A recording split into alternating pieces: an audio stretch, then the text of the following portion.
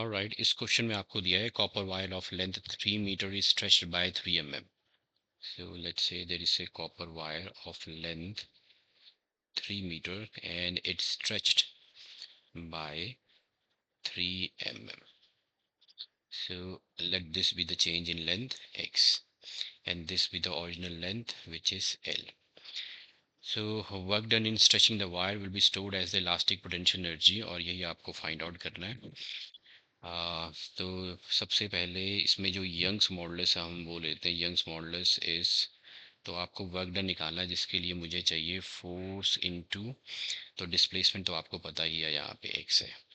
Okay, let's calculate the force here. So Young's modulus of the wire is given by stress by the strain. Strain is the longitudinal strain. Stress रहता है force by area and strain is the change in length. Change in length मैंने ले लिया x.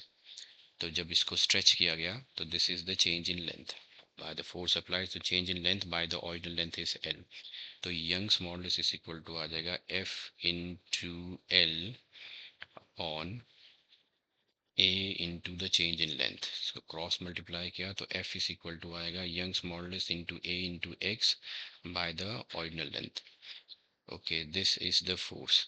अब हम मान लेते हैं कि इस वायर को अगर स्मॉल स्ट्रेच देना है ऑफ dx, तो small work done is equal to आ जाएगा force into the small displacement.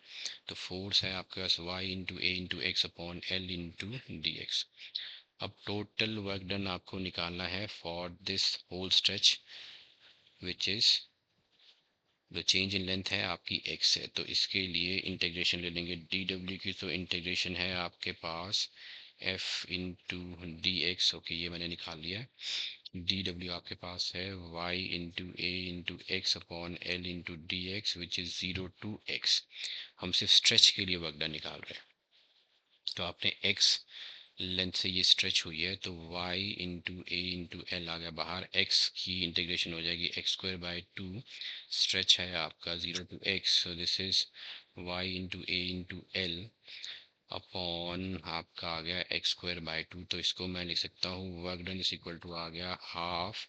एक आपका है यंग्स मॉडुलस और ये आपका चेंज इन लेंथ है. This is the change in length. Okay, तो एक मैंने ले लिया x.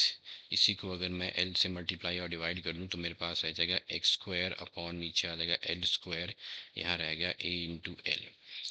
सो ये हो जाएगा आपका work done is equal to आ जाएगा half into Young's modulus into this is x by L the whole square which is the strain into A into L आपका आ जाएगा volume. So this work done is stored to stretch the wire by a length x is elastic potential energy. अब इसकी value हम replace करते हैं. Young's modulus आपको यहाँ पे दे रखा है, कहाँ गया यंग्स मॉडुलस.